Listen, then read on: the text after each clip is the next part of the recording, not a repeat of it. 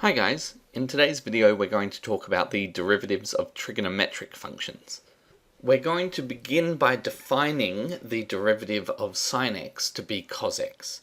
The proof of this we'll actually go through in class, but it's a little bit too complex to go through in a video. So for the moment we're just going to accept that that is true and use it to derive the derivatives of the other trigonometric functions. Before we begin, we should take a moment though to remind ourselves of the reciprocal trigonometric functions. Cotangent x is equal to 1 on tangent x, secant x is equal to 1 on cosine x, and cosecant x is equal to 1 on sine x. To start, let's remember the identities cosine x equals sine pi on 2 minus x, and sine of x equals cosine pi on 2 minus x. We can use both of these to help us differentiate cosine x. The derivative of cosine x is therefore the derivative of sine pi on 2 minus x, and we can use the chain rule to differentiate this using our existing rule for the differentiation of sine x. Using the chain rule, we get that the derivative is cosine of pi on 2 minus x multiplied by negative 1. Using our second identity, we see therefore that the derivative of cosine x is negative sine x. Next, we'll take a look at the derivative of tan x. We use the fact that tan x is equal to sine x on cos x, and approach this problem using the quotient rule. We get that the derivative of tan x is equal to cos x times cos x minus sine x times negative sine x. So we have the derivative of sine x is cos x, and in the second part the derivative of cos x is negative sine x, all over cos x squared. This simplifies to cos squared x plus sine squared x all over cos squared x. This then simplifies to 1 over cos squared x when we remember that cos squared x plus sine squared x is an identity and is equal to 1. Let's take a look now at the first of the reciprocal functions, the derivative of cosec x.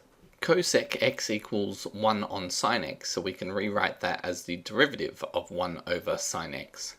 Using the quotient rule, we can see that this will have to equal negative cos x over sine squared x.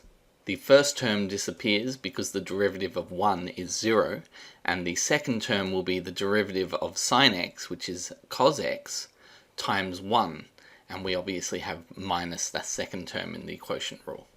Converting this using reciprocal functions, we get that it's also equal to negative cosec x times cot x. We can take a similar approach to looking at the derivative of sec x. We convert this into the derivative of 1 over cos x and then use the quotient rule again. In this case, the derivative of cos x is negative sine x, so the two negatives cancel and we get sine x over cos squared x. And this can be simplified to give us tan x times sec x. Our final task is to look at the derivative of cotangent x, which we can rewrite as the derivative of cos x over sine x. The quotient rule then gives us negative sine squared x minus cos squared x all over sine squared x. And this simplifies to give us negative 1 over sine squared x, since sine squared x plus cos squared x is equal to 1. We can now summarize all that we've found in this video. So the derivative of sine x is cos x, the derivative of cos x is negative sine x, the derivative of tan x is 1 over cos squared x, the derivative of cosec x is negative cot x cosec x. The derivative of sec x is tan x times sec x. And the derivative of cot x is negative 1 over sine squared x.